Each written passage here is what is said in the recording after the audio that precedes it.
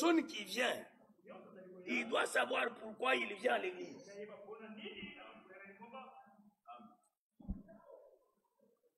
Je prends la page 117. Les Saintes Écritures parlent souvent en images et en paraboles, sans que la chose même apparaisse à la surface. Ainsi que Dieu l'a voulu afin que les plus profonds mystères de sa parole et de son conseil soient révélés par son Saint-Esprit seul. Et qu'il soit amené à la lumière. C'est seulement lorsque nous avons reçu la compréhension de ce en quoi consista réellement la chute dans le jardin d'Éden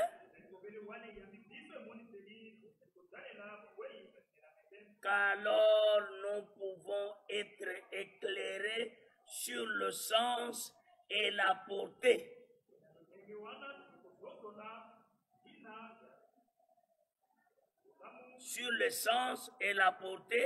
pour l'homme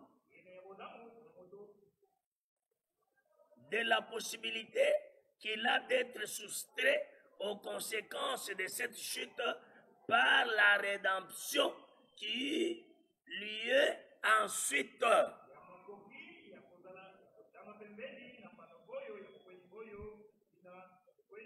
Déjà, rien que la notion de chute fait entrevoir ce qui s'est passé.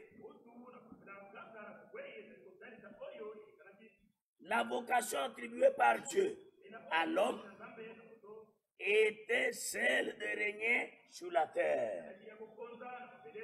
C'est ça qui était le souci de Dieu, en plaçant l'homme sur la terre. C'est par la suite qu'il a perdu cette position élevée.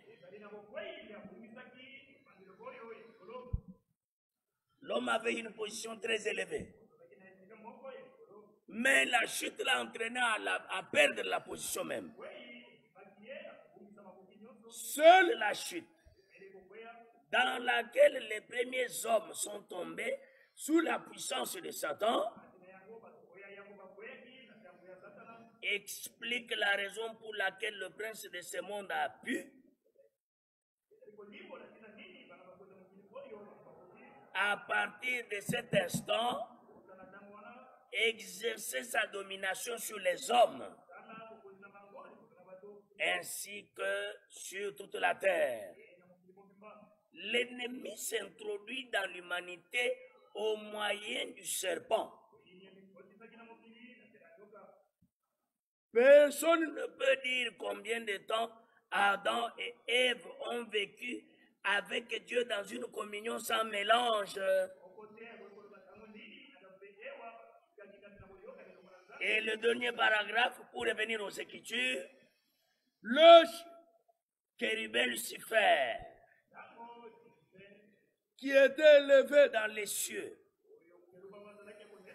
et en avait ensuite précipité, commença dès lors, en tant qu'ennemi déclaré de Dieu, son œuvre de destruction sur la terre. Son but était déjà de séparer les hommes créés à l'image de Dieu de la communion avec leur Seigneur.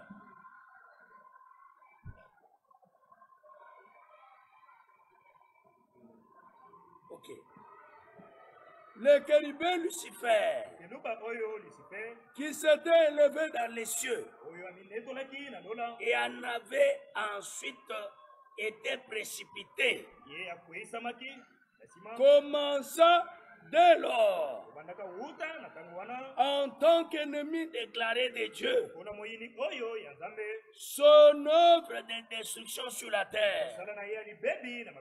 Son but était déjà de séparer les hommes créés à l'image de Dieu de la communion avec leur Seigneur.